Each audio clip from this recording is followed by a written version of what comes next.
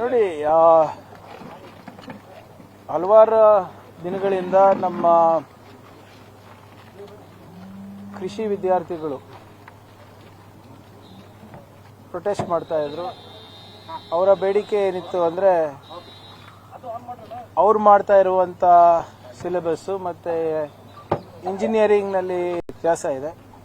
ಅದನ್ನು ನೀವು ಸಮಾನವಾಗಿ ಹೋಲಿಕೆ ಮಾಡಿ ಎ.ಒ. ಅಥವಾ ಅಸಿಸ್ಟೆಂಟ್ ಎ.ಒಗಳಿಗೆ ನೀವು ಅವಕಾಶ ಮಾಡಿಕೊಟ್ರೆ ಭಾಳ ಕಷ್ಟ ಆಗುತ್ತೆ ಮತ್ತು ಭಾಳಷ್ಟು ವಿದ್ಯಾರ್ಥಿಗಳಿಗೆ ಉದ್ಯೋಗದಿಂದ ವಂಚಿತರಾಗ್ತಾರೆ ಅಂತ ಪ್ರತಿಭಟನೆ ಮಾಡ್ತಾರೆ.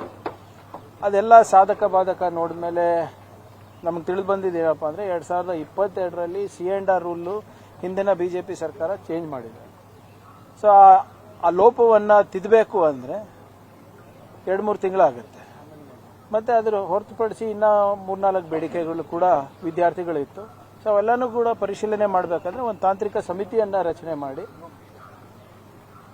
ಅವರೆಲ್ಲ 4 ಬೇಡಿಕೆಗಳೇನಿದೆ ಅದನ್ನು ವೈಜ್ಞಾನಿಕವಾಗಿ ಪರಿಶೀಲನೆ ಮಾಡಿಬಿಟ್ಟು ಒಂದು 15-20 ದಿನದಲ್ಲಿ ರಿಪೋರ್ಟ್ ಕೊಡಬೇಕು ಅಂತ ಮಾನ್ಯ ಮುಖ್ಯಮಂತ್ರಿಗಳ ನಿರ್ದೇಶನ ನೀಡಿದ್ದಾರೆ. ಆ ಹಿನ್ನೆಲೆಯಲ್ಲಿ ಈ ರವಿವಾರ ಏನು ಎಕ್ಸಾಮ್ ಇತ್ತು ಅದನ್ನು ನಾವು ತಾತ್ಕಾಲಿಕವಾಗಿ ಮುಂದೂಡಿದ್ದೇವೆ. ಆದಷ್ಟು ಬೇಗ ಹೊಸ ದಿನಾಂಕಗಳನ್ನು ನಾವು ಪ್ರಕಟಿಸ್ತೇವೆ. ಸೊ 1 ತಿಂಗಳ ಒಳಗಡೆ ರಿಪೋರ್ಟು ಬರುತ್ತೆ ಮತ್ತು ಅದರ ಆಧಾರದ ಮೇಲೆ ಏನೇನು ಲೋಪಗಳಿದೆ ಅದನ್ನು ಸರಿಪಡಿಸಿ KA ಮುಖಾಂತರ ಒಂದು ಹೊಸ ಡೇಟನ್ನು ನಾವು ನಿಗದಿಪಡಿಸ್ತೀವಿ ಆದಷ್ಟು ಬೇಗ. ಸರ್, ABVP ಮತ್ತು ಕೆಲವು ಆರ್ಗನೈಸೇಷನ್ಸ್ಗಳು ದೇರ್ ಆರ್ ಸರ್ಟೇನ್ ರೂಲ್ಸ್ ಇದ್ರೂ ಕೂಡ CBIಗೆ ಯಾವ ಕೇಸ್ಗಳನ್ನು ಇದು ಮಾಡಬೇಕು ಅಂತ ಹೇಳಿ ನಾನು ನೋಡಿ, ದಯವಿಟ್ಟು ನಾನು ನಿನ್ನೆನೂ ನಮ್ಗೆ ಹೇಳಿದ್ದೀನಿ, ನಾನು ನಿಮ್ಗೆ ಫಾರ್ವರ್ಡ್ ಮಾಡ್ತೀನಪ್ಪ. CBI ಅವರು ಒಂದು ಲೆಟರ್ ಬರೆದಿರೋದು ರಜನೀಶ್ ಗೋಯಲ್ ಅವರಿಗೆ, ಎಲ್ಲ ಯಾವುದೇ ಕೇಸ್ಗಳು ಕೊಡಬೇಡಿ, ಅಕಸ್ಮಾತ್ ಕೇಸ್ ಕೊಟ್ಟರು ಸಿಬ್ಬಂದಿಗಳು ನೀವೇ ಕೊಡಬೇಕಾಗುತ್ತೆ. ಅಂದರೆ 100 ಜನ ಸಿಬ್ಬಂದಿಗಳು ಬೇಕಾದರೆ ಆಲ್ಮೋಸ್ಟ್ 80-95 ಸಿಬ್ಬಂದಿಗಳು ನಮ್ಮವರೇ ಆಗ್ತದೆ ಅಂತ. ಆಮೇಲೆ ಹಿಂದೆ ಪ್ರಕರಣಗಳೆಲ್ಲ ನಾವು ಯಾವ್ದು CBI ಕೊಟ್ಟಿದ್ದಾರೆ, ಕರ್ನಾಟಕ ಪೊಲೀಸು ಭಾಳ ಕರೆಕ್ಟಾಗಿ ಮಾಡಿದ್ದಾರೆ ಅಂತ CBI ಅವರೇ ಸರ್ಟಿಫಿಕೇಟ್ ಕೊಟ್ಟ ಮೇಲೆ ಇವ್ರು ಏನು ಓದ್ತಾರೋ, ಏನು ಮಾಡ್ತಾರೋ, ಏನು ಸುಮ್ಮನೆ ನೀವು ಕ್ಯಾಮ್ರಾ ಆನ್ ಮಾಡಿ ಅವ್ರ ದಂಧೆನೇ ನಿಂತೋಗ್ತದೆ. ಕ್ಯಾಮ್ರಾ ಆಫ್ ಮಾಡಿ ಒಂದು 5 ದಿನ ABVP BJP ಅವ್ರ ದಂಧೆನೇ ನಿಂತೋಗ್ತದೆ. ಅವರು ಏನು ಬೇಡಿಕೆ ಇಡ್ಲಿಕ್ಕೂ ಕೂಡ ಏನಾದರೂ ಒಂದು ಸಾಮಾನ್ಯ ಪ್ರಜ್ಞೆ ಇಟ್ಕೊಂಡಿಡ್ಬೇಕಲ್ಲ. ಮೇಲ್ಗಡೆ CBI ಯಾರು ನಡೆಸ್ತಾ ಇರೋದು? ಕೇಂದ್ರ ಸರ್ಕಾರ. ಈಗ ಕೇಂದ್ರ ಸರ್ಕಾರದವರೇ ಹಿಂಗೆ ಬರೆದು ಕೊಟ್ಟಾದ್ಮೇಲೆ ನೀವು ಮೇಲ್ಗಡೆ ಅಲ್ಲಿ ಬರೀತಾರೆ, ದಯವಿಟ್ಟು ಯಾವುದೇ ಕೇಸ್ ಕೊಡಬೇಡಿ ಅಂತ, ಇಲ್ಲಿ ಎಲ್ಲ ಕೇಸು ಕೊಡಿ ಅಂತ. ಏನಿದೆ ಇದರ ಅರ್ಥ? ಸೊ ದಯವಿಟ್ಟು ಸ್ವಲ್ಪ ಹಿಂದೆ ಅವ್ರ ನಿರ್ದೇಶನಗಳನ್ನ ಮತ್ತೆ ಅವರ ಮನವಿಗಳನ್ನ ABVP ಅವರಿಗೆ ಓದಕ್ಕೆ ಹೇಳಿ. ಬರೇ ಬೆಳಿಗ್ಗೆ ಇದು ವಾಟ್ಸ್ಆಪ್ ಯೂನಿವರ್ಸಿಟಿಯಿಂದ ಓದೋದಲ್ಲ ಅದು. ಸರ್, ಇದು ಕ್ಯಾಬಿನೆಟ್ ಖಾತೆ ಹಂಚಿಕೆ ವಿಚಾರ ಒಂದು ಗೊಂದಲ ಆಗ್ತಿದೆ. ಈಗಿರುವಂತಹ ಚರ್ಚೆ, ಈಗಿರುವ ಸಚಿವರಲ್ಲಿ ಅದಲು ಬದಲು ಮಾಡಬಹುದು, ಒಬ್ಬರನ್ನ ಕೈ ಬಿಡಬಹುದು, ಆ ತರದ ಚರ್ಚೆ ನಡೀತಾ ಇದೆ. ನೋಡಿ, ಯಾವುದೇ ಮಂತ್ರಿಗೆ ಯಾವ ಜವಾಬ್ದಾರಿ ಕೊಡಬೇಕನ್ನೋದು ಮಾನ್ಯ ಮುಖ್ಯಮಂತ್ರಿಗಳ ವಿವೇಚನ. ಹೈಕಮಾಂಡ್ ಜೊತೆ ಕನ್ಸಲ್ಟ್ ಮಾಡಿ ಅವರು ಸರ್ಕಾರ ಯಾರಿಗೆ ಜವಾಬ್ದಾರಿ ಕೊಟ್ಟರೆ ಚೆನ್ನಾಗಿ ನಡೀತದೆ, ಚೆನ್ನಾಗಿ ನಿರ್ವಹಿಸ್ತೀವಿ ಅಂದ್ಬಿಟ್ಟು ಅವ್ರು ತೀರ್ಮಾನ ಮಾಡ್ತಾರೆ. ಸೊ ಇದರಲ್ಲಿ ಯಾವುದೇ ರೀತಿಯಾದಂಥ ಗೊಂದಲ ಇಲ್ಲ. ರಾಜೀನಾಮೆ ಕೊಡಿಸಿ ತುಂಬಾ ಅಸಮಾಧಾನ ಹೊಂದಿರುವಂತವ್ರಿಗೆ ದಾರಿ ಮಾಡ್ಕೊಡ್ತಾರೆ. ನೋಡಿ, ನಾನು ಮೊನ್ನೆ ಕೂಡ ಇದೇ ಹೇಳಿದ್ದೀನಿ, ನಾವು ಸುಮಾರು 140 ಜನ ಇದ್ದೀವಿ, 30-33 ಹುದ್ದೆಗಳಿದೆ. ಎಲ್ಲರಿಗೂ ತೃಪ್ತಿಪಡಿಸೋದು ಬಹಳ ಕಷ್ಟದ ಕೆಲಸ. ಸಾಮಾಜಿಕ ನ್ಯಾಯ ಕೊಡೋದು ಕಷ್ಟದ ಕೆಲಸ, ಪ್ರಾದೇಶಿಕ ಪ್ರಾತಿನಿಧ್ಯತೆ ಕೊಡೋದು ಕಷ್ಟದ ಕೆಲಸ. ಆದರೂ ಕೂಡ ಎಲ್ಲರೂ ಸೇರಿ ಒಂದು ಪ್ರಾಮಾಣಿಕ ಪ್ರಯತ್ನ ಮಾಡಿದ್ದಾರೆ. ಅದಾದ್ಮೇಲೂ ಕೂಡ ಅಕಸ್ಮಾತ್ ಹೈಕಮಾಂಡಿಗೆ ಅನಿಸಿದ್ರೆ ಪ್ರಿಯಾಂಕ್ ಖರ್ಗೆ ರಾಜೀನಾಮೆ ಕೊಟ್ಟು ಪಕ್ಷದ ಕೆಲಸ ಮಾಡಬೇಕು ಅಂದರೆ ಎಲ್ಲರೂ ಬದ್ಧರಾಗಬೇಕಾಗ್ತದೆ.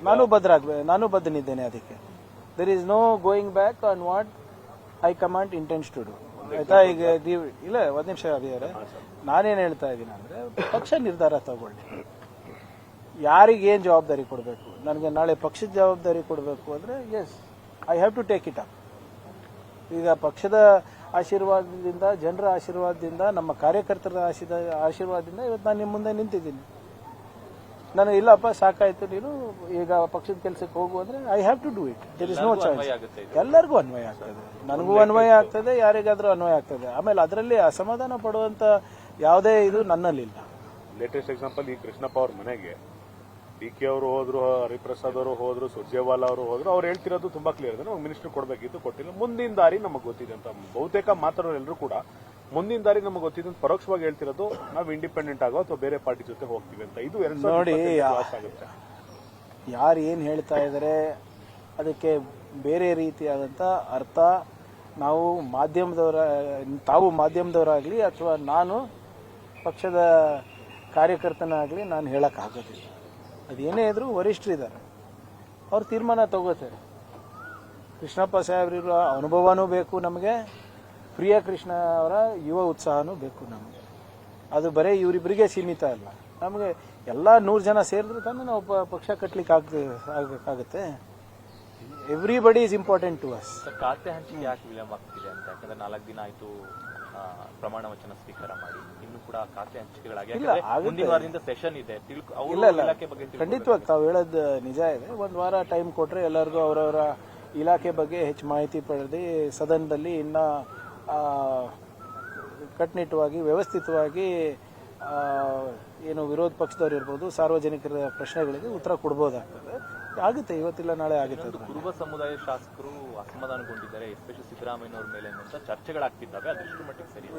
ನೋಡಿ, ಅದು ನಾನು ಹೇಳಿಲ್ವಾ, ಸಾಮಾಜಿಕ ನ್ಯಾಯ ಕೊಡೋದು ಬಹಳ ಕಷ್ಟ ಇದರಲ್ಲಿ. ಆದ್ರೂ ಕೂಡ ಒಂದು ಪ್ರಯತ್ನ ಮಾಡಿದೆ. ಹಿಂದೆ ಕೂಡ ಕ್ಯಾಬಿನೆಟ್ನಲ್ಲಿ ಎಷ್ಟು ಜನ ಇದ್ರು ಕುರುಬ ಸಮುದಾಯದವರು?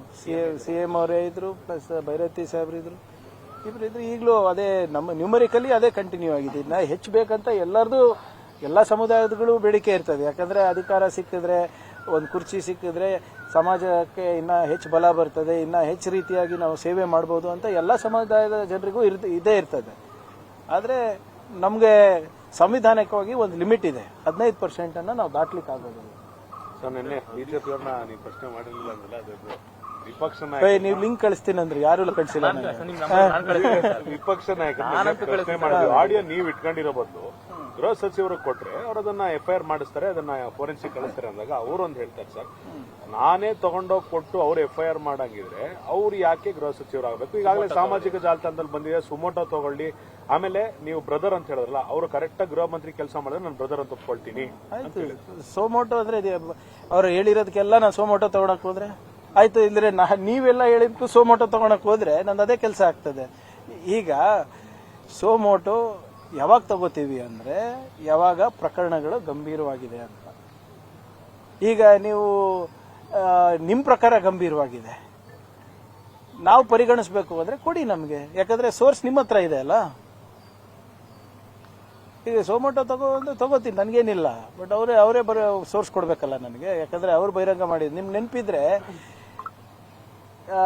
ಪತ್ರಿಕೆನಲ್ಲಿ ಏನು ಬಂದಿದ್ದನ್ನ ನಾನು ಹೇಳಿದ್ದಕ್ಕೆ, ನೀವೇನು ಪ್ರಸಾರ ಮಾಡಿದ್ದನ್ನ ಅದನ್ನ ಪುನರುಚ್ಚರಿಸಕ್ಕೆ ನನಗೆ CID ಅವರು 3 ಸರಿ ನೋಟಿಸ್ ಕೊಟ್ಟಿದ್ದು ನೆನಪಿದೆಯಾ ನಿಮಗೆ?